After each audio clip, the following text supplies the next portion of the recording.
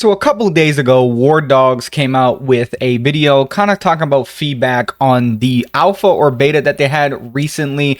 And I really want to go ahead and see what are the feedbacks, what are the changes that they're making. I'm very curious on what they're going to add or actually remove from what people have been saying throughout actually people are playing. Because I know we're probably going to see this game probably next month, which is going to be very interesting. And I'm very excited to see what this game is going to be all about, and I am very excited to get my hands on it. But let's see what they're got to say about half of this feedback and stuff. Our new Wardogs gameplay trailer at the Future Game Show. It was good. I really like. He did like it was a smaller one, but they announced like a full-on 35-minute gameplay that I reacted to earlier, and I gotta say, like, the gameplay loop is going to be a lot of fun, particularly for certain people. And I think it's for everybody that enjoys this type of gameplay, to be specific. Wardogs. Off the back of that show, we now have reached over 600,000 wish lists. Wow. The reception has been insane. Oh, this game looks cool. Big fucking map and overarching progression. Yes, dude. I like how it's all cash-based. Yo, this looks badass. Lone Star winning. Yeah, fuck Manticore. The burnt peanut's gonna fucking love that game. This is Wardogs. Yeah, Burnt Peanut is definitely gonna. Shit looks fire. Straight after the gameplay. Like, I 100%. I know a lot of people that are Tarkov, Battlefield, a little bit of Call of Duty, especially Arma, and a lot of like that community when it comes to like milsim, Battlefield-esque, or realism type military shooter, are going to get their hands on it and really try it. Coming from a background between those two, I've played Call of Duty, I've played Battlefield, I've played milsim games, I've played pretty much every FPS from the realistic to the fun arcade shooter.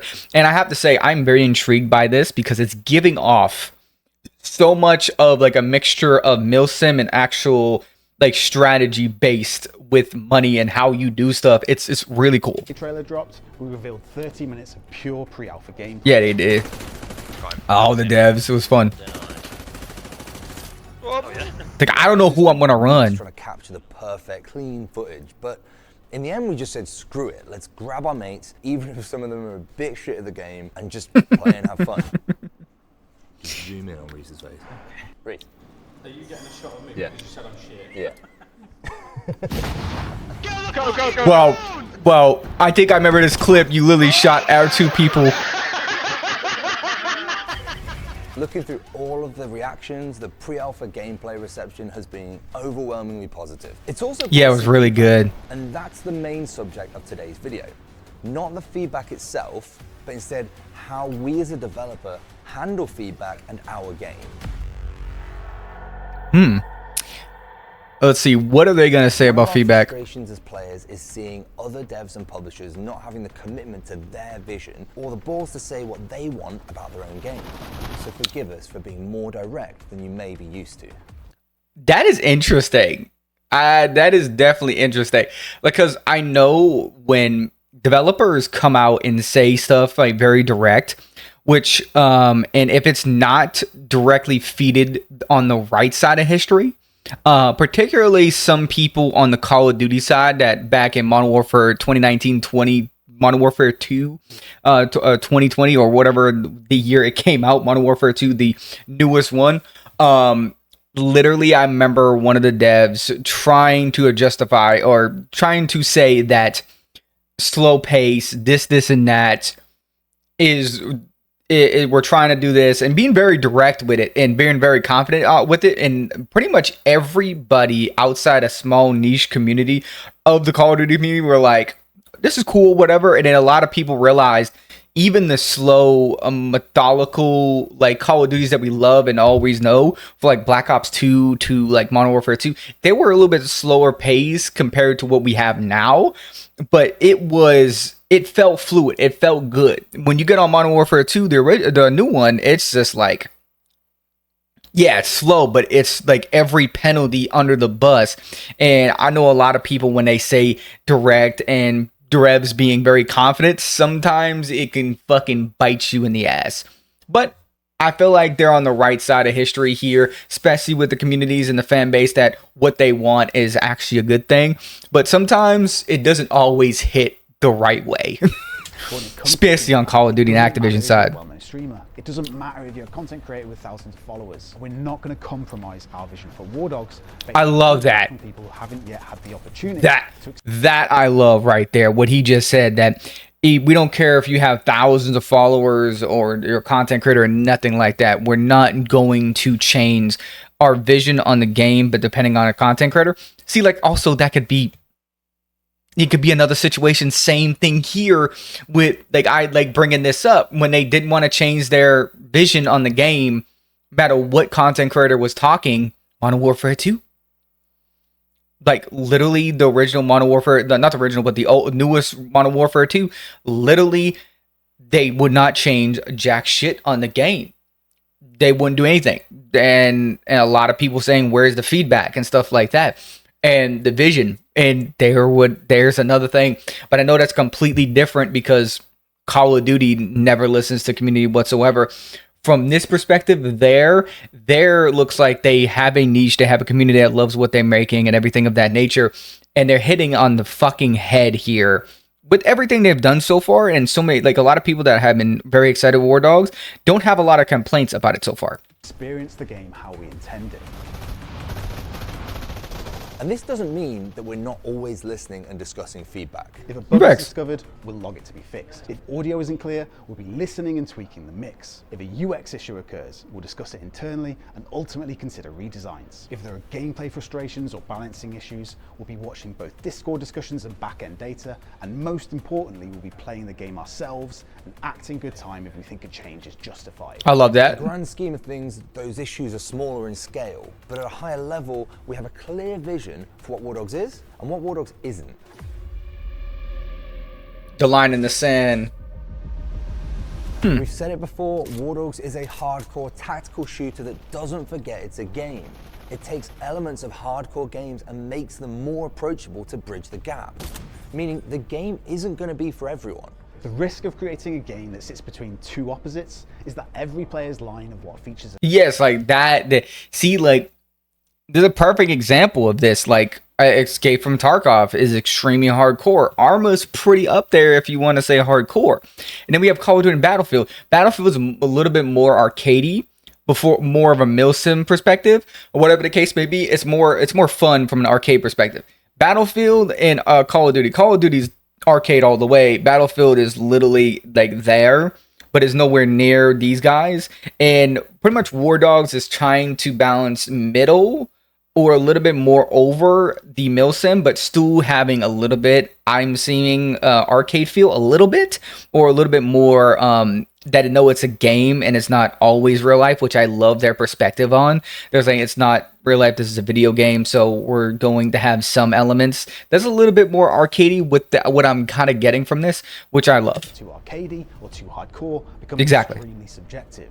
Arma, Squad, and Tarkov diehards think Battlefield is a casual game. Battlefield, yes, they're hardcore because they're not COD players. So yes, exactly. See, like, that is perspective, and I love, dude. That's a perfect mindset there, because everybody that plays Battlefield thinks Call of Duty is this crazy arcade shooter, and then you go, like, you see Battlefield players and you go look at Arma and Tarkov players and they look at Battlefield as this little toy arcade game compared to those, and it's like, it's all about perspective. I love that how he puts it. Players think they're hardcore because they're playing hardcore mode. The point is, every player has their own idea of where that line sits. That's why it's so important to us that we clearly state our vision, and that for Wardogs, we are the line in the sand. I love that. That's some confidence right there. By the elephant in the room from our pre-alpha gameplay footage. Killcam. Killcam is a great example of a feature that absolutely leans more towards arcade than tactical. But there was a lot of people were like, what's the word? They were like, I don't really like the kill cams. That was like the biggest complaint I was seeing from a lot of people in the community, was that the kill cams. I find kill cams, it is what it is. It's not going to bother me much on the kill cams and things of that nature, seeing what people are using, stuff like that. It doesn't necessarily bother me. So it's like middle of the pack. It's like what Battlefield had for years, kind of in a similar aspect. It was kind of like a third person view of seeing the fucking guy walking around more often. So I generally don't have an issue with this as much as other people, but I did see that's a big complaint in the community, which they're talking about right now. Some context missing from the gameplay reveal. Firstly, like everything in Wardogs, killcam is tied to depth and decisions that you as a player can make. If your preferred playstyle is going incognito and you want to snipe from the hills or ambush players in close quarters, you can unlock and buy a ghillie suit from the equipment vendor. This negates the killcam entirely. The trade-off is this comes at a steep investment, and you'll be unarmored as it sits in your... Oh, okay. So like kill cams don't always there, because if you have ghillie suits and you have protections that like pretty much hide you from areas of the map that you want to stay hidden, which I also understand from a kill cam perspective, they don't want that because that just like pretty much negates the ability to be walking around playing stealthy, and that kill cam just completely bridges the gap between people actually playing a little bit more milsim and actually want to, from a gameplay perspective, be hidden the whole game and not be called out because someone killed me and I automatically show you where he is. And at that point, it's just like, what are you supposed to do? So I get where people ought to come from, especially if you're sniping and you're in the hills and you have the ghillie suit that protects you from kill cams. So that's good. Leaving you vulnerable to small arms fire if discovered. You'll also partially negate killcam with headshots, where it won't zoom towards your player and will only turn in your general direction after you land a headshot. This pushes the onus onto the player to make a split-second decision in the moment-to-moment combat of the control zone. Do you go for a clean headshot kill with an AP round? Do I love the snipers, bro? Use the hollow point ammo you looted and shoot an enemy's unarmored body parts for a quicker kill and risk the enemy detecting you. Look, we're not here to sell the benefits of killcam. Instead, we want the more hardcore players to understand why it was added in the first place before we explain how you can play without it entirely. Okay. The vision. We set out from day one to make an all-out warfare shooter with tactical elements that we could play with our more casual mates, who always say they want to play something more hardcore, but will get frustrated and quit in a few hours. I'm dead. Yeah, it's like the bridge in the gap. Like Tarkov is something. This is not for me particularly. I not really a big fan of it, but I fell in love with Arc Raiders when I first played an extraction shooter. I didn't mind Tarkov, but Tarkov with friends and stuff like that, it's like not my type of game. It's like 2 mil simi. I've played Arma, and I had a great time in Arma, which is so crazy ironic with that because it's kind of close to milsim. But Escape from Tarkov, like every element is so fucking milsim to the point where everything matters. And I like when I watch other people play, and when I watch people that don't play as seriously, that it's a different perspective on it. But like I see why people get off the game so fast to a game that's a little bit more, the word difficult or not easy entry, if that makes sense. And that makes sense. It's a skill issue for a lot of people. But what they're trying to do here is try to bridge the gap between getting players into the game, understanding the game, and make it a little bit easier for them to understand the gameplay and not feel like everything is so crazy. And that's why I feel like this is probably the best way they can do this. That's so shit. I'm out. I'm going to bed. Killed by invisible people. Refunded. I'm sure we're not alone as FPS fans trying to convince our mates to try out titles such as Hell Let Loose, Squad, and Escape from Tarkov, but struggle to play more than a few matches. The complaint we repeatedly encountered attempting to play these games with our friends is the frustration of repeatedly dying over and over and not knowing how, where, or why they died. Whilst we know that learning to prevent that can be part of the fun and mastery of TAC FPS, the lack of information feels too punishing and too unfair to them. This was always an issue when trying to play Armour King of the Hill, and also in Wardogs' early development, as the issue was only amplified by unique design traits. Our maps are like playing Armor that bad. I didn't find it as crazy difficult, but I guess a extraction shooter from a Tarkov perspective is a little bit different because like it's so reliant. If you lose something, you don't know where people are. Like everything literally matters in the moment.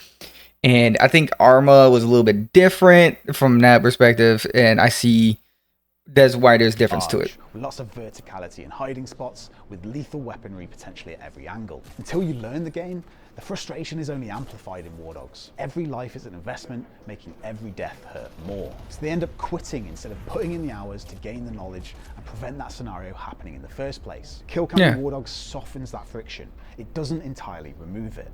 Killcam helps discourage. It does help a little bit for like body shots and stuff like that. But if you're a sniper and you're getting headshots, you're not going to get pulled onto the kill cam. So like the skiller player going for the headshots is not going to get called out. But if someone that's just like spraying and praying and things of that nature, you will get caught on the kill cams, which makes your teammates, if you're calling out and actually being productive on voice chat and proximity, it's a lot easier for people to get kills. And also knowing where those people are and where they're moving and where their position is going, their next spot that they get located in, they'll know where those guys are located. It feels a little bit more okay for the casual fan. Camping, and it nudges players to tactically reposition during engagements, and it keeps pacing more dynamic than static.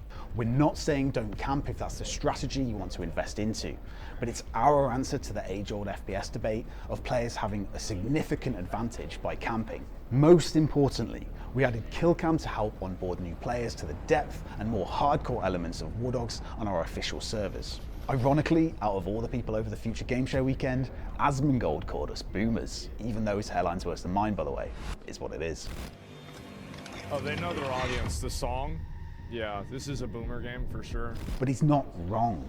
The players we're talking about here have jobs, families, and other commitments. They may not have the time that we do to learn and recognize the best spots to ambush new players from, or the sonic signature of a 9mm round, but they will if they're more willing to stick around long enough to find out. Wardogs is not for everyone. It is a more hardcore shooter than it is arcadey. But our line in the sand here is that shooter fans who want to try something more tactical than what they usually play are a welcome part of our audience, and we intend. Like, that's where I'm at, like right here. Like, I'm middle of the sand. I'll try pretty much any FPS that comes out.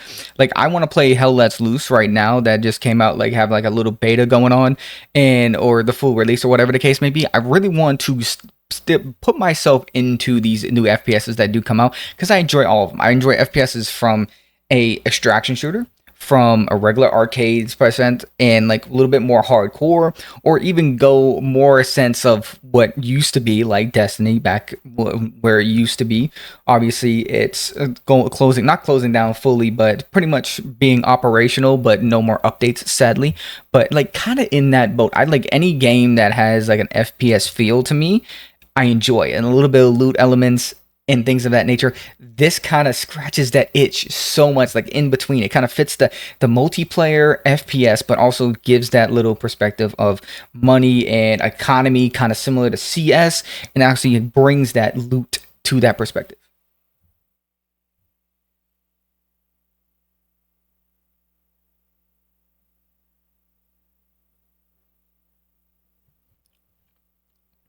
And Wardogs to be the gateway to learning and appreciating tactical FPS. However, once players feel they've learned the game well enough to not rely as heavily on killcam for map knowledge, meta, and audio cues, we encourage people to try out community servers running what we're calling hardcore mode. We haven't discussed hardcore mode yet, as we didn't want to muddy the basic understanding of the core Wardogs experience. But in short, hardcore mode will have kill cam disabled, reduced HUD, kill feed will be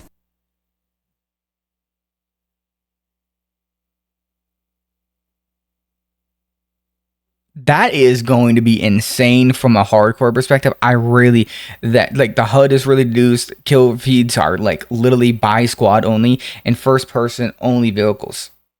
Wow. Squad only, and vehicles will be first person only. This mode is intended for the hardcore players who aren't afraid of the higher levels of friction in hardcore tactical shooters. This way of playing is massively important to us, so cache. What does it look like to be in a tank? Remain persistent across official and community servers. The only time these servers won't be connected to your persistent cache is if server admins drastically alter values outside of our preset bounds in order to protect and maintain the game's economy. We wanted this Okay, so world not just didn't to make it serve to as where a the economy is neutral crazy between these frontier, servers. but instead as an example of how we own our vision for the game, we draw that line in the sand and feed that back to you, the players. We're not going to defend ourselves every time the loudest voices disagree with our decisions, but in this early stage, we want you to know wholeheartedly who you're buying the game from. We want you to understand the vision we have. And I for respect the game fuck out of and that. The game you're buying into. This is the game we want to make and play ourselves. Honestly, if you're still against that, Wardogs might not be for you. You'll always be welcome, but we don't want you to spend your money on something you might not enjoy. So to recap, we want to make sure that players can understand where, why, and how they died. You can make the choice in game to negate the kill cam with the ghillie suit or reduce the kill cam with a headshot. And you can play entirely without kill cam on community servers, which will also be a part of the persistent cache and XP system. There's still Literally, I'm gonna say this with my whole chest. Battlefield, learn from this, especially community servers. Like literally the portal mode and the portal thing had so much potential, and community servers should have been a thing on launch, and they're still struggling to bring that into the game now.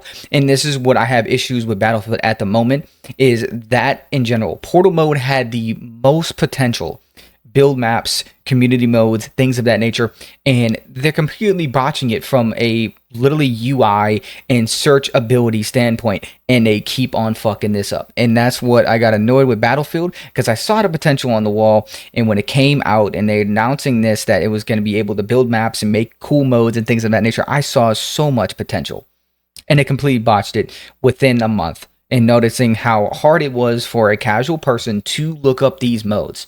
It's all bot lobbies in Battlefield at the moment, and they still haven't fixed those things. And it's absolutely annoying. I get the bots is because how much it takes to actually level up weapons and level up your character, but at the same fucking point, I think they have to realize, get those out of there and stop making them the top things to look for. Give us maps and look through, and actually have somebody in the community and hire them to look through what's the most popular modes, what it is, and put it on the server or put it on the portal app or whatever the case may be, so people can find these things. It is so hard to find stuff in Battlefield outside the main modes. So much we want to cover before early access, but for us, being direct and firm about our vision is the antidote to the sad state of affairs in the games industry, where players have been dealt deceptive marketing for so long. I'm sure at some point our approach will backfire and we'll say something out of line that a AAA publisher would wince at. That is a risk that we at Bulkhead are willing to take to help you be more confident in wishlisting Wardogs. Oh, I'm definitely here on day one. When they release this shit, I'm definitely on this. Wardogs closed pre-alpha will be happening on the 26th of June. Originally, we were only opening up the pre-alpha to 1,000 new players, but since the hype this past weekend was so high and we've received so many new signups, we've decided to add 4,000 new players to the closed pre-alpha test. Bro, I hope dude, please let me in. Let me in. Like literally, I'm gonna say this. I'm gonna say this literally, honestly, and I'm hoping this actually happens. If they actually do, this is fucking terrifying. Okay, I generally signed up like a while back when they announced that they had like 1,000 players that they signed up for, and I'm hoping that I get a chance to be one of those 4,000 players. I doubt I get that. There's over 600 wish lists on actual Steam at the moment. 600,000 is crazy, and at this point, I don't see a chance where I actually get involved in this until the game actually releases. But man, I'm looking forward to more stuff and more announcements into this game releases. It seems like it's going to release around July. It's really coming to that point. It's around July or August, if I had to guess, when this game releases, because obviously it's when they said it was late summer, that is kind of where I'm guessing is going to be between July or early August, if I had to guess, when this game releases. And I'm very excited to see all these players hop on and actually give this game a shot, because it's something that I'm looking forward to. Economy perspective, the looting inside the game when they were showing off gameplay, and also the feedback they were giving off kill cams was one of the things I was seeing a lot of people talk about, is because it was not milsim enough for some people, it was a little bit crazy.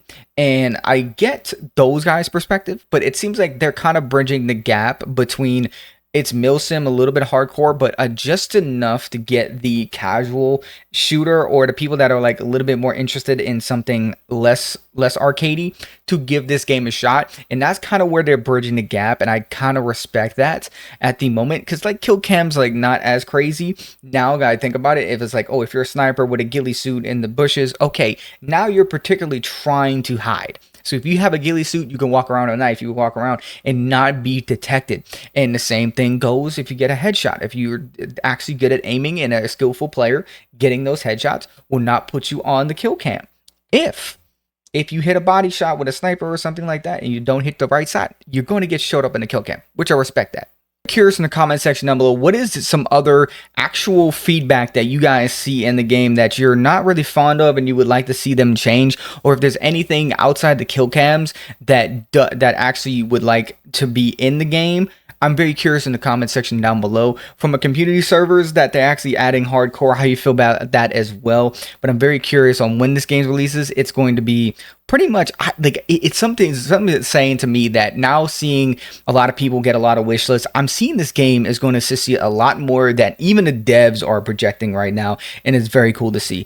But we'll see what happens when this game releases. I'm hoping it succeeds over my imagination and even the devs, because they really deserve it on what they're doing and what they're changing in this FPS genre. They're doing a lot of things that honestly, in my perspective, these big higher up companies aren't doing, is actually caring for the community, not putting microtransactions in this crazy ass game. The game that you get has the ability to get skins and does stuff of that nature inside the game itself. It is something cool, and I'm glad that they're adding, and they're not doing what outside of these other companies that are doing on a constant basis, especially in this genre. But I'm very excited to see what else they add and else they come out with before the release date of this game. But I'm very curious what you guys think in the comment section down below. As always, guys, this is Lanes. I'll see you guys next time. Peace out.